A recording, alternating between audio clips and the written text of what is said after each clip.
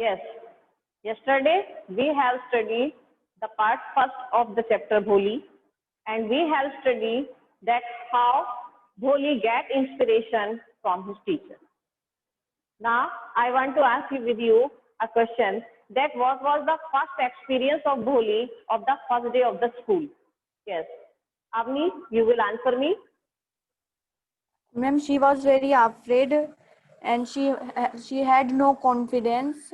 Her teacher encouraged her to spoke and she spoke, and that was her first experience in her school. Yes. With the motivation and with the inspiration of her teacher, she tried to speak, and finally she tried in a better way. She didn't stammer. कोई stammer नहीं करती है, better तरीके से बोल पाती है, and she reply in good way, अच्छे तरीके से अपना रिप्लाई भी देती है. शी स्पीक्स हर नेम भोली, and she now teacher has developed an interest to study in the school and to come regularly in the school and to get education in the school. So Bholi is now ready to come to school, because before this time she didn't want to come to school because she didn't know what is school and what happened in the school. But now she is excited and she has interest to come to school and to get education.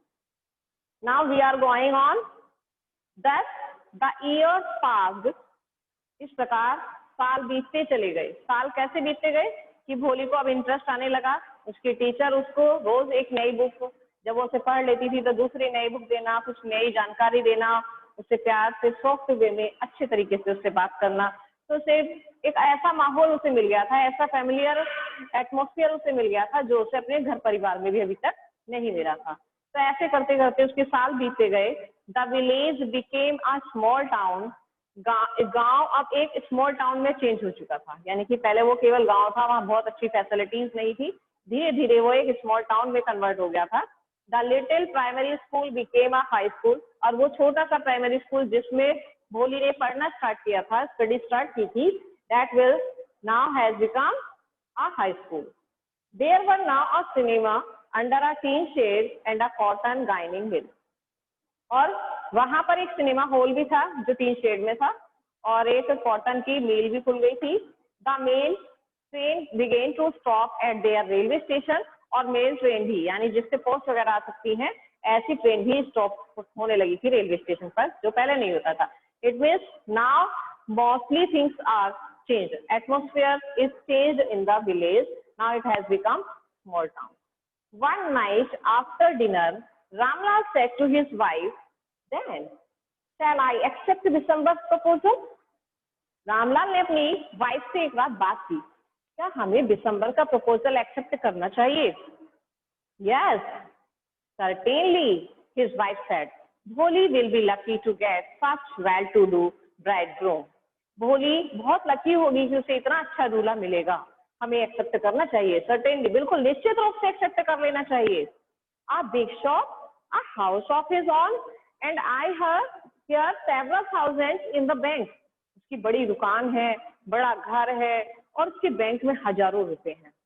More over he is not asking for any dowry. और इसके साथ साथ आप ये भी तो देखो कि वो कुछ डॉवरी भी नहीं मांग रहा है, कोई दहेज नहीं मांग रहा हमसे. That's right, but he is not so young. You know, almost the same age as I am, and he also lives. अब रामलाल ने आंसर दिया. ये बात सुनने के बाद जब उसने अपनी वाइफ का एक्साइटमेंट देख लिया रिप्लाई में, तो उसने रिप्लाई दिया, ये तो तुम ठीक कह रही हो, सब कुछ ठीक है, लेकिन वो यंग नहीं है. तुम जानती हो वो बिल्कुल इतनी एज का है जितनी एज का मैं हूँ, और फिर वो लिम्स भी है, लंगड़ा भी है. Moreover the children from his first wife are quite grown up. और इससे भी ज्यादा बड़ी बात यह है कि जो उसकी पहली पत्नी के बच्चे हैं वो भी बड़े हो चुके हैं. इतनी इतनी एज उसकी हो चुकी है. So what does it matter? His wife replied, 45 और 50, it is no great age for a man. उसकी वाइफ ने रिप्लाई किया, क्या हुआ, इसमें कौन सी बड़ी बात है?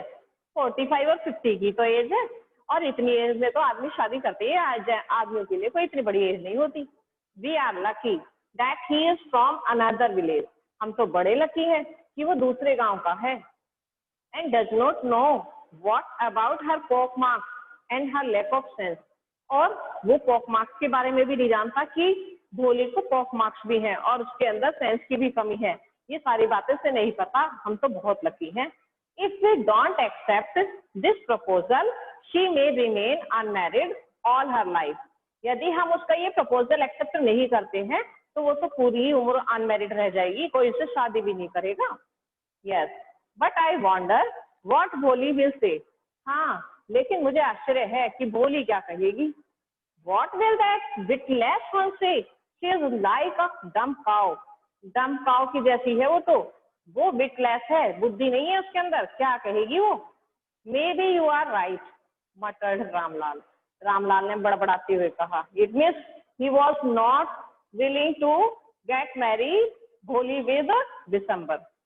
वो नहीं चाहता था कि भोली की शादी दिसंबर से की जाए, इसीलिए उसने बड़बड़ाते हुए बस आंसर दिया, हो सकता है कि तुम सही कह रही हो। In the other corner of the courtyard, आंगन के दूसरे कोने में Bholi lay awake on her cot listening to her parents whispered conversation. जो उसके पेरेंट्स के बीच में छोटी छोटी सी कन्वर्सेशन बड़बड़ाती हुई चल रही थी, खुसफुस चल रही थी, उसको भोली आंगन के दूसरे कोने में चारपाई पर लेटी हुई सुन रही थी। दिसंबर Nath was a well to do grocer. दिसंबर नाथ एक बहुत अच्छा खासा व्यवसाय था, बिजनेसमैन था, सब्जी का बिजनेस था उसका, ग्रोसरी का। He came with a big party of friends and relations with him for the wedding. वह अब अपनी शादी के लिए अपने फ्रेंड्स और रिलेशंस को लेकर, रिलेटिव्स उसके सारे, एक बड़ी पार्टी के रूप में आए। A brass band playing a popular tune from an Indian film headed the procession। और बहुत तेज बैंड बाजे वाली आवाज वाले बैंड बाजे की आवाज में इंडियन फिल्मी शादी की तरह से शादी के जुलूस निकल कर आए थे, बारात आई। With the bridegroom riding a decorated horse, जिसमें सबसे आगे डेकोरेटेड हॉर्स पर दूल्हा बैठा हुआ था। Ramlal was overjoyed to see such a pomp and splendor. Pomp and splendor is an idiom. It means बहुत वैभव के साथ में, शानो शौकत के साथ में रामलाल इस शानो शौकत को देखकर बहुत खुश हो रहा था, ओवरजॉयड था। He had never dreamed, उसने सपने में भी नहीं सोचा था that his fourth daughter would have such a grand wedding, इसकी चौथी बेटी की शादी इतनी शानदार तरीके से होगी। Bholi's elder sisters who had come for the occasion were envious for her luck। भोली की जो बड़ी बहनें थी, वो इस समय जब शादी के अवसर पर आई हुई थी तो उसके लक को देखकर उन्हें भी जेलसी होने लगी थी। When the auspicious moment came, the priest said, "Bring the bride." जब वो auspicious समय आया, auspicious means होली, पवित्र, होली इसे कहते हैं हम ऑस्पिशियस। वो पवित्र क्षण जब आया तो पृष्ठ ने कहा, दुल्हन को लेकर आओ। भोली क्लेड इन अ रेड सिल्कन ब्राइडल ड्रेस। भोली लिपटी हुई थी, यानी भोली ने कपड़े पहने हुए थे कैसे, red silken bridal dress, red colour की ड्रेस पहनी हुई थी, ब्राइडल थी जो दुल्हन के लिए होती है। Was lead to the bride place near the sacred fire, और उस पवित्र अग्नि के पास जहां दूल्हा बैठा हुआ था वहां उसको ले जाया गया।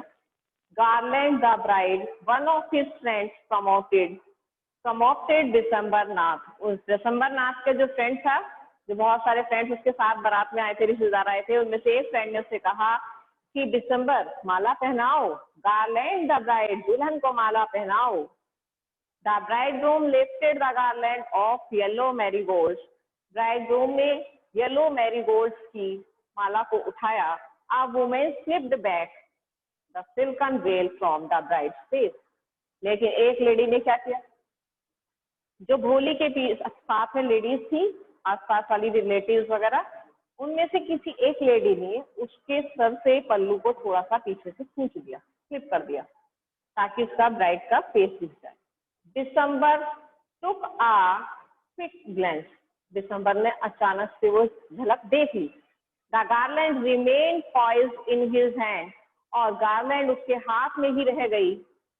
The bride slowly pulled down the veil over her face. लेकिन दुल्हन ने अपने फेस पर वो पल्लू, वेल में पर्दा, फिर से घूंघट फिर से डाल लिया, सरका लिया. Have you seen her? said December to the friend next to him. दिसंबर ने अपने पास वाले फ्रेंड से कहा, तुमने देखा? क्या तुमने देखा? Have you seen her? क्या तुमने उसे देखा? She had pock marks on her face. उसके फेस पर तो pock marks हैं. So what? You are not young father either. तुम भी तो यंग नहीं हो, क्या हुआ? उसके फ्रेंड ने ऐसा रिप्लाई दे दिया. Maybe, but if I am to marry her. हो सकता है, चलो कि मैं यंग नहीं हूँ, लेकिन आखिर मैं उसकी शादी करना आया हूँ. Her father must give me 5,000 rupees. अब उसके फादर को 5,000 rupees मुझे देने होंगे, तभी करूंगा मैं तो शादी. Ramlal went and placed his turban, his honor, at December's feet. Ramlal उसके पास आया, अपनी टर्बन को उतारा, पगड़ी को, और दिसंबर के चरणों में रख दिया, पैरों में रख दिया. Do not humiliate me so. Take 2,000 rupees.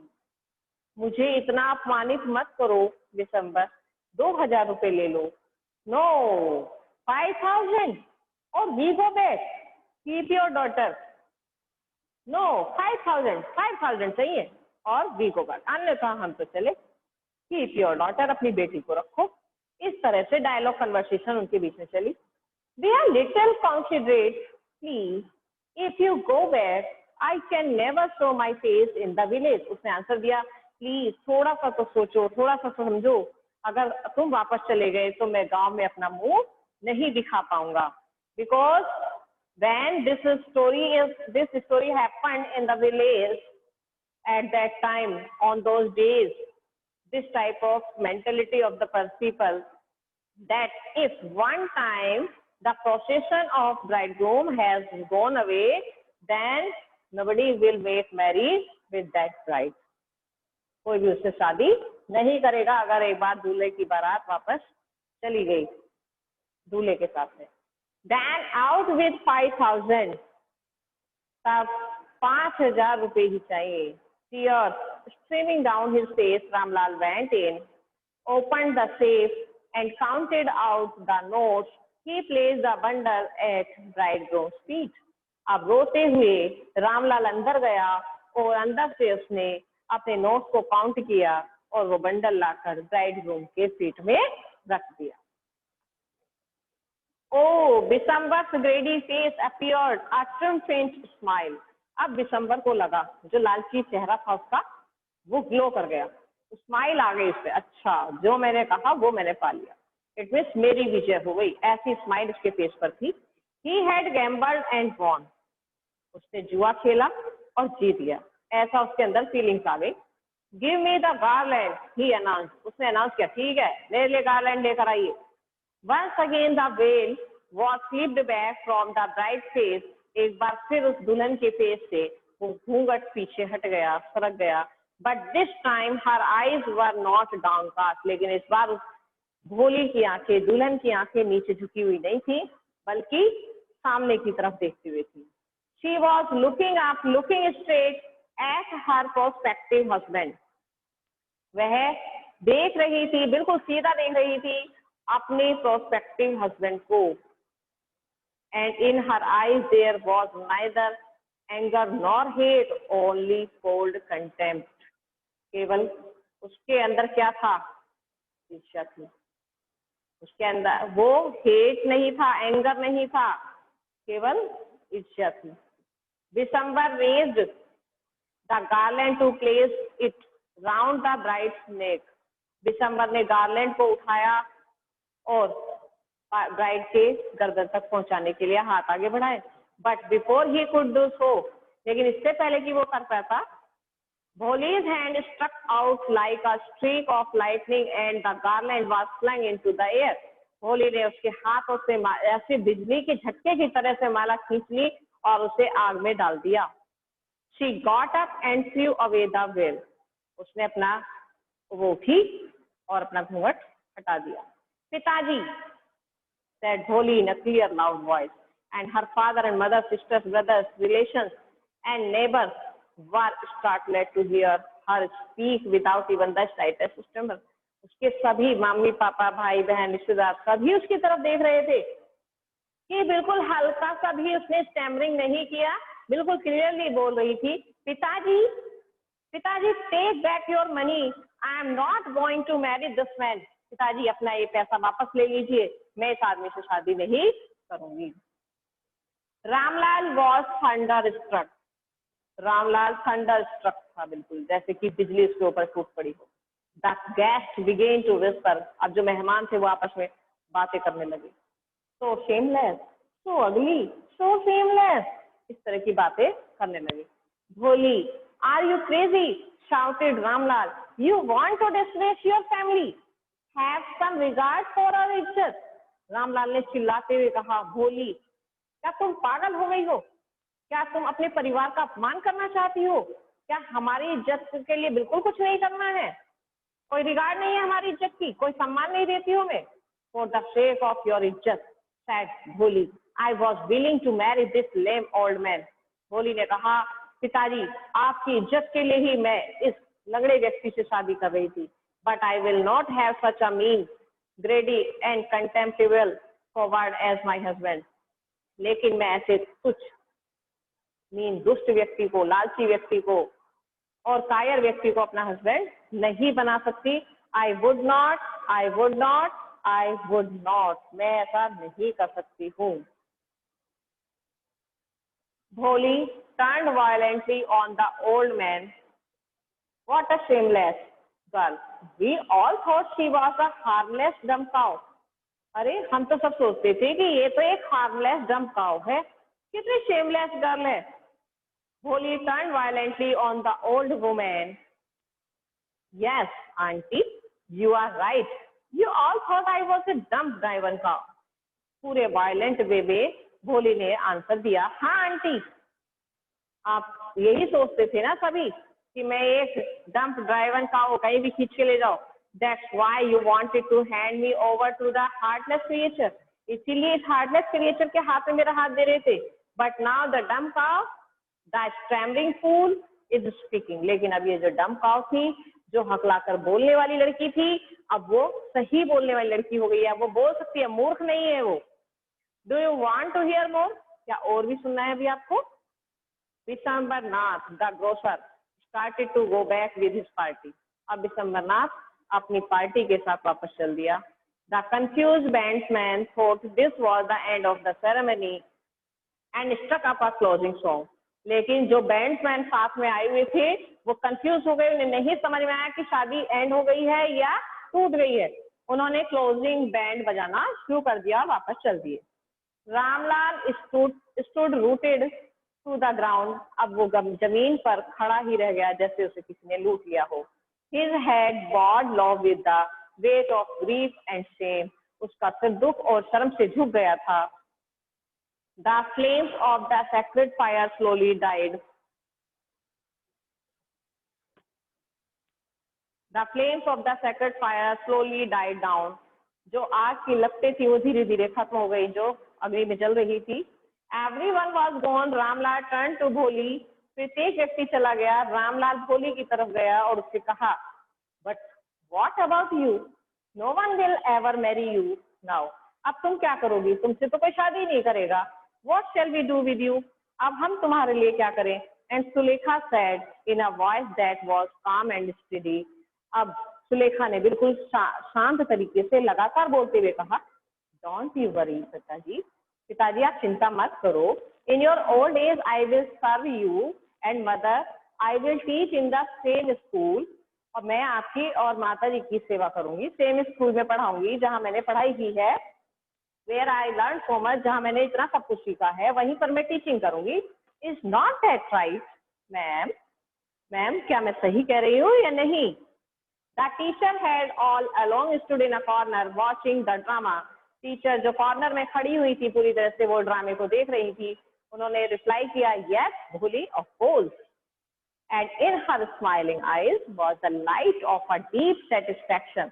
उनकी आंखों में संतुष्टि थी कि हाँ जो मैंने सिखाया जिस तरीके से मैंने इस बच्ची को मोटिवेट किया, इंस्पायर किया, उसके अंदर इंटरेस्ट डेवलप किया, उसके अंदर का डर बाहर निकाला, तो उसका रिजल्ट आज मेरे सामने है। इसलिए सेटिस्फैक्शन उनकी आईज में था। That an artist feels when contemplating completion of her masterpiece, और उसका जो मास्टरपीस था वो इस टास्क को पूरा करना था, इस आर्ट को उसने महसूस किया। Contemplating the completion. Yes, now I want to ask some question with you and you will give me answer. How can you say that a teacher can motivate and inspire to her student, her or his student? Yes, Avni.